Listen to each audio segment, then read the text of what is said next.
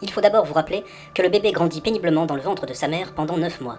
Le pauvre chérubin se trouve injustement privé d'air, enfermé dans une poche de liquide dont le nom varie selon les pays.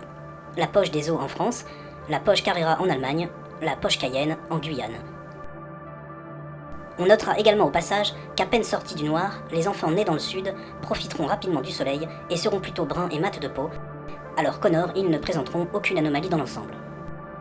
Le bébé, légèrement congestionné mais bien à l'abri à l'intérieur du ventre de sa mère, n'en est pas moins sensible à ce qui se passe autour de lui. La fluctuation des échanges, la variation des taux ou la santé des places financières ne le laissent pas indifférent, lui qui nage dans le liquide depuis longtemps.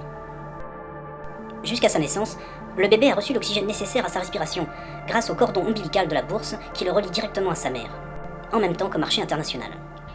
À l'accouchement, la poche de la Compagnie Générale des Eaux se rompt, les mouvements des muscles du ventre et de l'utérus de sa génitrice le poussent vers l'extérieur, et l'aide d'une sage-femme ou d'un chausse-pied devient précieuse.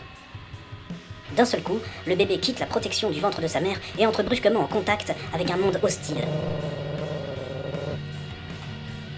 Effrayé par son propre CAC 40 qui dévisse pour la première fois, il inspire alors profondément en poussant son premier cri. Le nouveau-né vient de réaliser la complexité des enjeux économiques qui s'annoncent et se rend compte très rapidement dans quel merdier il vient de débarquer. Il a déjà tout compris de ce qu'il attend. La dette douloureuse qui pousse, la fuite des caca pipitos à tout va et la longue crise d'adolescence à venir. Pour la faire courte, comme disait Cobain, le double B a déjà peur pour son triple A.